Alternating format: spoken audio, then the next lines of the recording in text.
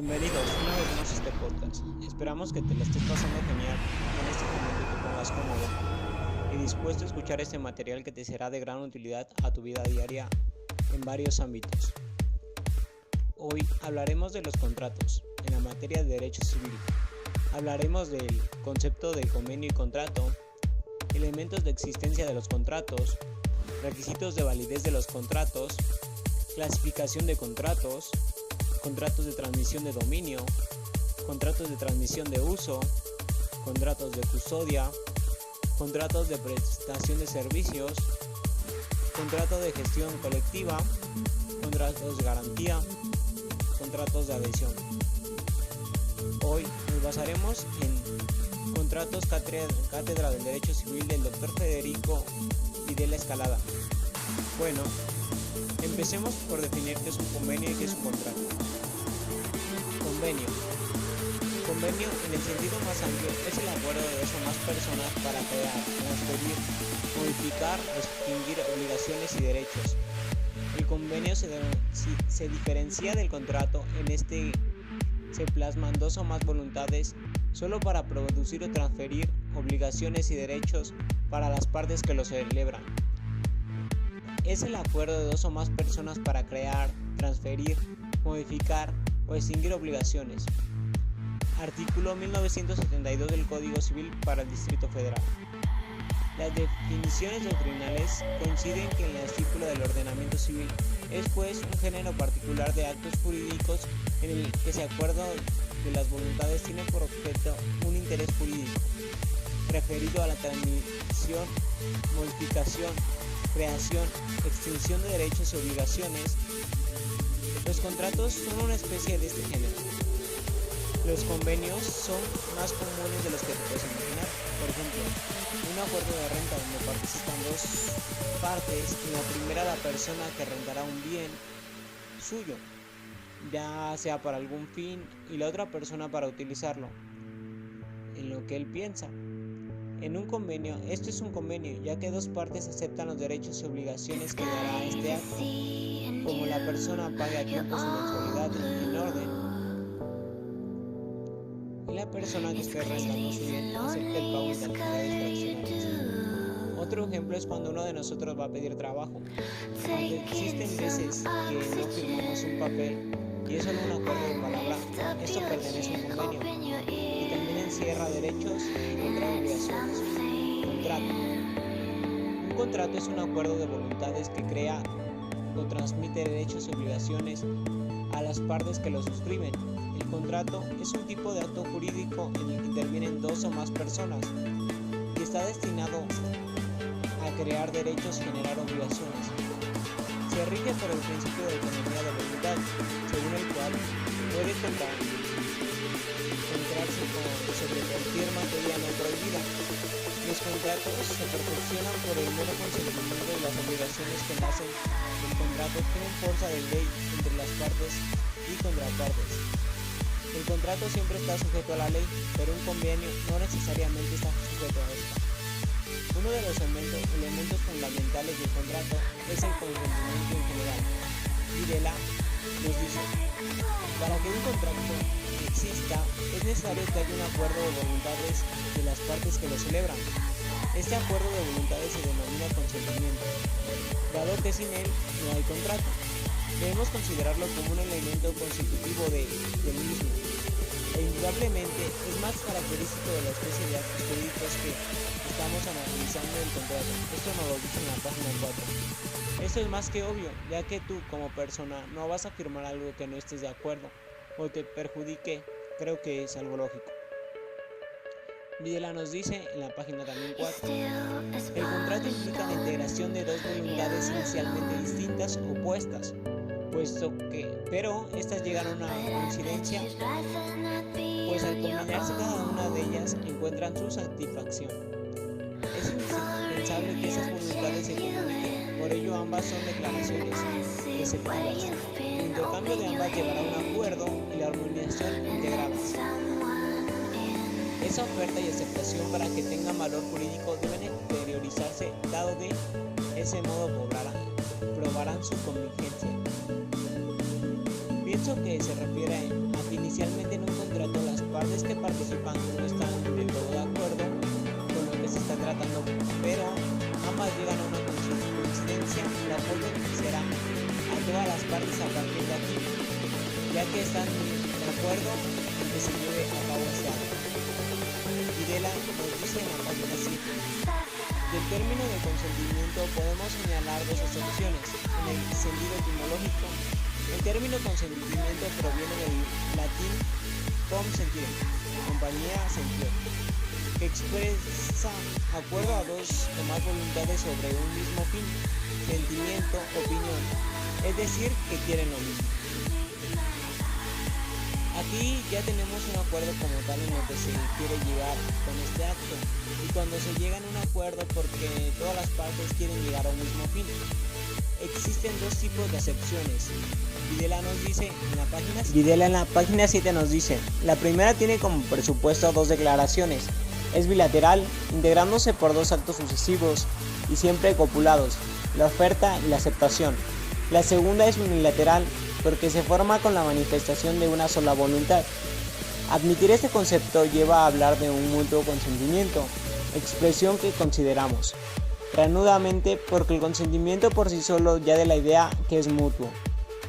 Según el autor, en la primera acepción es la que se considera correcta, ya que existe un contrato y exige que haya un acuerdo entre ambas voluntades.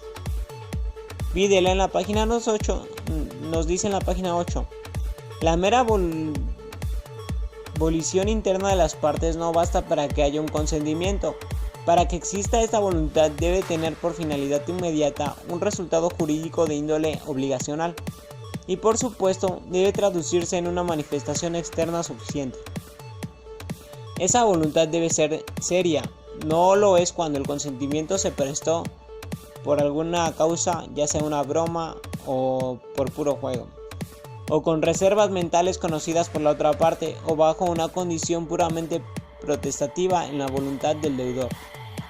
También nos dice que al realizar este acto no se debe de tomar como un juego, sino que debe estar consciente de la responsabilidad que esto implica, ya que debe ser algo serio. Videla nos dice, luego el contrato como especie en los actos jurídicos debe ser un acto voluntario exteriorizado, es decir, el consentimiento debe ser manifestado. El hecho no exteriorizado, es decir, el interno, no puede ser conocido por los demás. Esto en la página 8. Esto nos quiere decir que las dos partes están de acuerdo con el acto que se está efectuando. La forma de expresar el conocimiento de estas dos se da en directa e indirecta. Videla en la página 9 nos dice, la escrita es la declaración por el medio de palabras graficadas, constan de llamados documentos o instrumentos y puede ser un propio puño y letra del declarante o de otro, e inclusive puede asumir la forma manuscrito o impreso. La palabra escrita, para que sea auténtica, debe estar firmado o si no puesta por la impresión digital. Comprendemos también que dentro de la palabra escrita al telégrafo y al telex, aunque no puede originar inconvenientes motivados por la falta de la firma. En los contratos entre personas suele darse por mayor seguridad. Puede también no estar firmada, como en los casos de prospectos, anuncios, carteles, etc. Nos dice que de esta forma dará mayor seguridad sobre lo que se está haciendo. Videla en la página 9 también nos dice, la manifestación de voluntad es directa cuando el contenido del propósito no es relevado explícita y directamente, sino que se deduce de ciertas circunstancias concurrentes de la conducta o comportamiento de la persona. La voluntad es inferida del comportamiento que es concluyente, por una iliación necesaria y unívoca. Se infiere la interacción de contratar. Configuran la llamada junta concludentia. La declaración no tiene en sí misma la finalidad de poner el conocimiento. Es de suma importancia que un contrato tenga total conocimiento y absoluta voluntad de cumplirlo, así se evitarán problemas a futuro, etc. Ahora hablaremos de la clasificación de contratos. Clasificación de contratos según el Código Civil. Unilateral. Los contratos unilaterales son aquellos en los cuales quien se obliga a una parte, mientras la otra no tiene obligación alguna. Por ejemplo, un contrato de préstamo o de uso o comodato. Aquí nos pone un ejemplo de un contrato de préstamo donde una de las partes obliga a dar pagos puntualmente y es unilateral ya que una sola de las partes está obligada a cumplir. Bilateral. En este tipo de contrato ambas partes se obligan. Por ejemplo, en un contrato de compraventa el vendedor se obliga a entregar la cosa al comprador y éste a pagar el precio. Aquí las dos partes están obligadas a cumplir una y a dar objeto a pagar. Gratuito.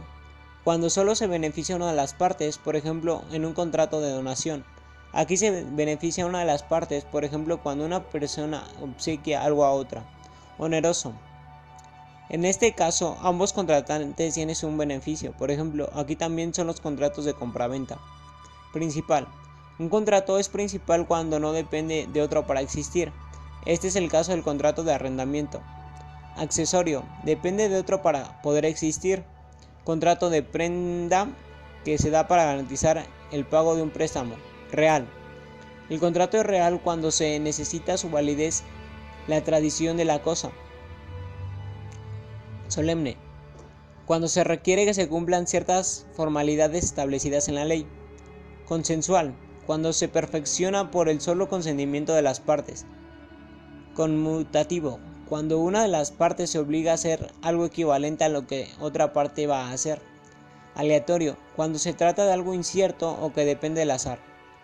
Para César Montero Serrano, los contratos traslativos de dominio son contratos donde se transmite el bien y la transmisión de la titularidad de los derechos sobre el mismo se tienen, siempre bajo la perspectiva de que las partes concertantes cumplan con lo que se les incumba obligacionalmente.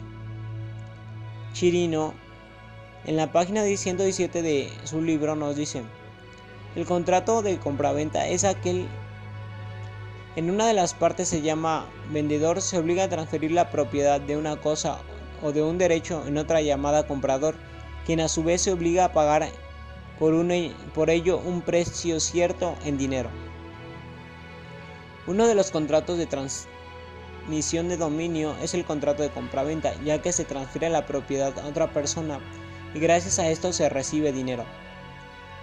Chirino, en su libro del 2007, nos dice: el contrato es de permuta, es por el cual los permutantes se obligan recíprocamente a intercambiar el dominio de una cosa por otra. Esto nos lo dice en la página 57. Aquí la permuta se refiere a un contrato de transmisión de dominio, ya que se intercambia una cosa por otra. De Pina nos dice en la página 257 de su libro, en el 2006. La donación es un contrato por el cual una persona transfiere a otra una parte o totalidad de sus bienes. La donación también pertenece al contrato de transición de dominio, ya que una persona cede a otra los derechos y obligaciones en su totalidad de algún bien sin recibir algo a cambio. Bueno, enseguida les hablaré del contrato de transmisión de uso. ¿A qué se refiere?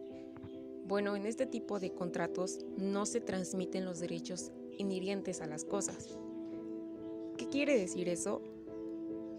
Que únicamente se permite el uso momentáneo de la misma para su disfrute mediante el pago de una renta, como en el del arrendamiento, o sin pago como el del comodato. ¿Cuál es el caso de arrendamiento de inmuebles? Bueno, de ser un contrato de índole privado pasó a ser de un orden público, debido a la cantidad de normas con este carácter que poco a poco han ido mermando la libertad contractual. Desde el momento en el que el arrendatario suscribe el contrato, queda protegido por normas de orden público y principios de orden político. Y en el del contrato de comodato, bueno, su finalidad es el uso temporal de la cosa en beneficio del comodatario, sin que este beneficio se extienda al aprovechamiento de los frutos y accesiones de la cosa prestada. ¿Y alguna ley normaliza estos contratos? Por supuesto.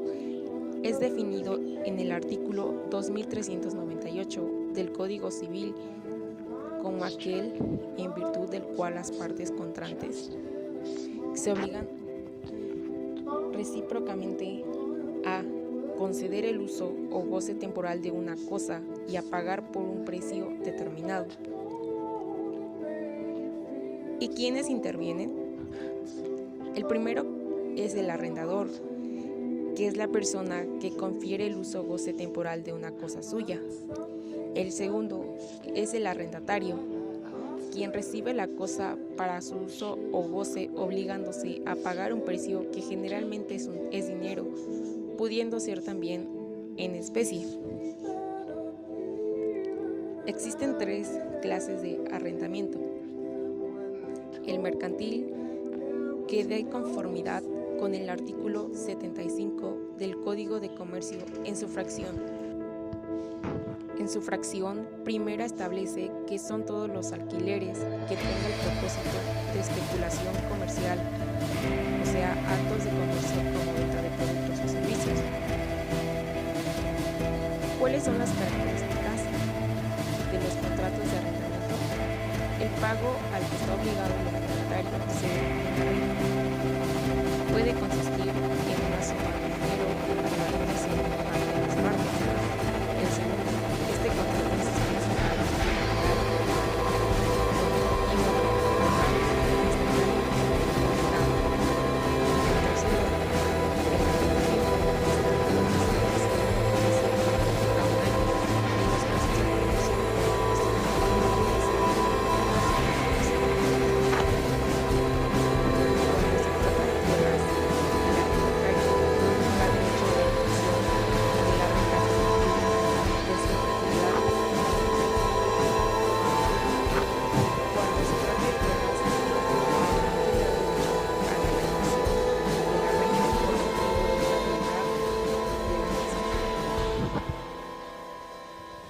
enseguida les daré una pequeña y breve conclusión de lo que quiso o quiere decir el contrato de transmisión de uso. Bueno, tanto el arrendamiento como en el comodato existe la transmisión del derecho de uso, goce o disfrute de una cosa. En el arrendamiento, el arrendatario paga un precio que generalmente es dinero, pudiendo ser también en especie. Por su parte, en el comodato también se presta una cosa, pero es a título gratuito, debiendo ser devuelta. Los contratos de prestación de servicios son aquellos que fueron creados para regular nuestras relaciones en cuanto prestemos un servicio o una actividad en beneficio de un tercero. Ahora les hablaré del contrato de custodia. ¿Saben cuál es el contrato por custodia? Se refiere a que es un contrato por el cual el depositante entrega a su guardia un bien inmueble o mueble al depositario, el cual se obliga a custodiarlo cuando se lo pida el depositante. En pocas palabras, es un contrato que hace el dueño al bien. ¿Y el contrato tiene requisitos? Efectivamente, el contrato tiene condiciones, las cuales mencionaremos más adelante. La primera es que se fijará la retribución que obtendrá el depositario. La segunda, si el depósito es gratuito, así deberá costar. El tercero, el depositario no puede usar el bien depositado ni aprovecharse de él. El cuarto, si el depositante, con posterioridad a la celebración del depósito, autoriza al depositario por escrito para servirse del bien depositado, habrá novación del contrato y los derechos de las partes dependerán de lo pactado. Asimismo, el contrato tiene obligaciones. De la misma forma, indicaremos las obligaciones del depositario. La primera es conservar, guardar el bien depositado. La segunda, a restituir el bien depositado con todos sus frutos y excepciones. La tercera, a responder los menoscabados, daños y prejuicios que los bienes depositados sufrirán por su malicia o negligencia. Hay dos tipos de depósito, los cuales son el depósito regular, que es el bien no consumible que implica devolver la misma cantidad depositada. El siguiente es el depósito irregular, el cual bienes consumibles se devuelven en la misma especie y calidad. La ley 554 del depósito irregular, cuando en el depósito de cosa fungible se den al depositario, expresa tácitamente facultades de disposición, se aplicará lo dispuesto para el préstamo de dinero en las leyes 532, 534 y 535. ¿Qué pasa cuando fallece el depositante? Bueno, cuando fallece el depositante y salvo que otra cosa se hubiere establecido, el depositario podrá devolver la cosa depositada a los albaceas u otras personas facultadas para representar la herencia o, en su caso, el usufructuario universal o el legatorio de la cosa depositada autorizada para ello. En efecto, de estas personas deberá hacerlo al heredero, y si fueron varios los herederos, a todos ellos conjuntamente o no habiendo acuerdo unánime entre ellos, al contador designado conforme a la ley 345. Por último, les hablaré del contrato de prestación de servicios. ¿Qué es el contrato de prestación de servicios? El contrato de prestación de servicios es un contrato de naturaleza civil o comercial, pero en este artículo hacemos énfasis en el contrato civil, que es más utilizado para la contratación de personal por parte de las empresas. ¿Y cómo se caracteriza? Bueno, se caracteriza por tener objeto que se debe desarrollar a un servicio que se debe prestar, en el cual el contratista tiene cierta libertad para ejecutarlo, por cuanto no está sometido a la continua y completa subordinación, aunque se precisa que la subordinación también es un elemento presente en el contrato de servicios, pero sin la connotación y sin el alcance que tiene en un contrato de trabajo. ¿Y qué elementos debe tener? Enseguida se los mencionaré. El primero es la identificación de las partes. ¿Qué quiere decir eso? Bueno, los datos de las partes implicadas y a qué se dedican, así como los datos de la persona o personas que firmarán el acuerdo en representación de la empresa. El segundo es la descripción del servicio, el cual es en qué consiste y su propósito final. El siguiente, la duración, se refiere a la fecha de inicio y de fin, si la tuviera. Si se trata de la prestación de un servicio de la manera indefinida, es conveniente reflejar las causas y plazos para extinguir el contrato. ¿Qué pasa si hay un incumplimiento? Deben acordarse las consecuencias que conlleva incumplir las cláusulas establecidas en el contrato. Y el contrato debe llevar firma. Sí, es muy importante. Si el documento no incorpora las correspondientes firmas, carece de toda validez. ¿Cuáles son las ventajas del contrato? Bueno, es que genera oportunidades laborales ocasionales que permiten la empleabilidad rápida y a corto plazo. La segunda, puede utilizar este tipo de contrato cuando en la empresa se den labores ocasionales y que no tienen un tiempo de ejecución determinado, pero sí determinable. Y sus desventajas: no genera ninguna posibilidad de crecimiento, estabilidad ni motivación en el talento humano, debido a que no determina garantías laborales. Si no se maneja adecuadamente, podría crear riesgos profesionales frente a reclamaciones y demandas. Bueno, pues estos fueron los temas los cuales se abordaron. Contratos de gestión colectiva. La gestión colectiva supone una forma especial del ejercicio de derecho.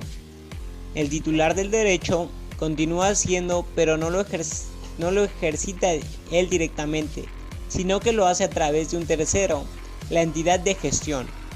La razón de ser de la gestión colectiva es doble.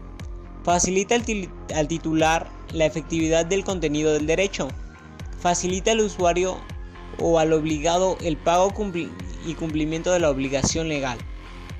Existen dos tipos de gestión colectiva: voluntaria y obligatoria. Excepcional impuesto por la ley en determinados casos, por ejemplo, remuneración por comunicación pública o fonogramas de copia privada. Es aquel que en virtud de dos o más personas se obligan o ponen en común dinero, bienes o industria, con ánimo de partir entre las ganancias. Son elementos esenciales la constitución del fondo común con las aportaciones de los socios y el interno de obtener el lucro partible entre los socios. Por ejemplo, existen empresas con varios socios los cuales aportan bienes a la empresa y al unir estos bienes pueden generar mayores ganancias. Ahí es donde yo pienso que se pueden utilizar este tipo de contratos. El Código Civil nos enseña que existen tres tipos de garantías: prenda, fianza o hipoteca. Fianza es el contrato por el cual una persona se compromete con el acreedor a pagar al deudor. Si este no lo hace, normalmente se utiliza una fianza en el contrato de arrendamiento para que se garantice el pago de la renta por la vigencia del contrato. Es decir, si el contrato tiene una vigencia de un año, la renta está garantizada en ese plazo. En algunos casos, los arrendadores, además de solicitar una fianza, solicitan la firma del fiador, ya que puede llegar a suceder que el inquilino no realice los pagos de la renta y sea el fiador quien garantice estos pagos. Prenda es el derecho real constituido sobre un bien inmueble enajenable para garantizar el cumplimiento de la obligación en su preferencia del pago. Artículo 2856 del Código Civil para la Ciudad de México o sus correlativos en el interior de la República. Hipoteca es una garantía real constituida sobre bienes que no entregan al acreedor. En caso de incumplimiento que se tenga garantizados, el acreedor tiene derecho sobre el bien para que la deuda sea pagada. Otro ejemplo de fianza sería la entrega el deudor alimentario para garantizar el pago de la pensión alimenticia.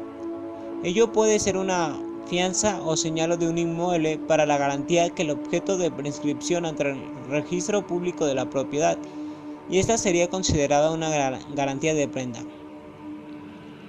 Al momento de contratar una fianza, la fianzadora, instituciones de seguros y fianzas le solicita un aval con un inmueble que señala para garantía del pago. La afianzadora se regula por la Ley Federal de Instituciones de Seguros y Fianzas.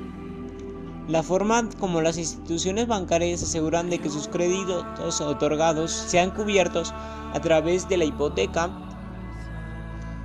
que por ser un derecho real es también inscrito por el registro público de la propiedad.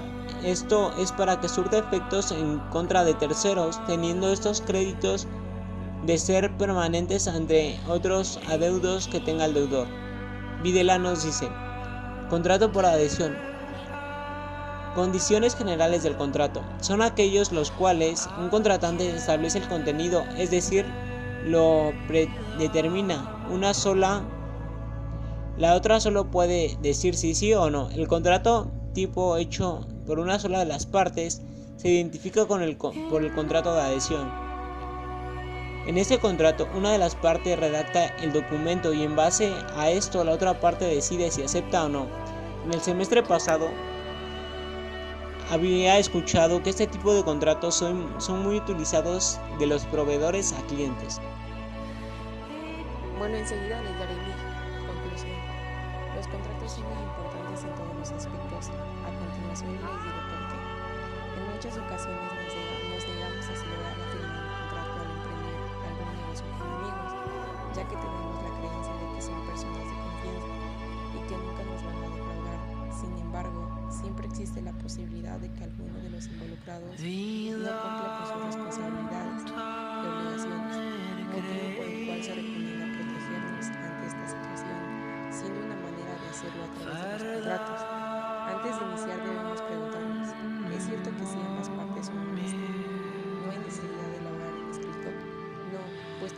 partir de que suponemos que cada una de las partes cumplirá sus obligaciones con la otra. Sin embargo, existe el riesgo latente de que no suceda y que esto pasa en todos los aspectos de la vida cotidiana. Un ejemplo más claro es cuando hacen un contrato de custodia y la parte responsable de la custodia no cumple con su parte. Entonces, ¿son importantes los contratos legales? Sí, claro, que son de mucha importancia en nuestra vida diaria, ya que de esta forma podemos evitar los malos entendidos y conflictos, ya sea en trabajos o en cualquier ámbito en el que se requiera un contrato. Durante esta unidad pudimos aprender cuán grande es la importancia de saber más sobre los contratos y conocerlos un poco más, porque, como dicen una de sus características, esto es algo serio y no es un juego, ya que conlleva una gran responsabilidad al llevar a cabo este acto.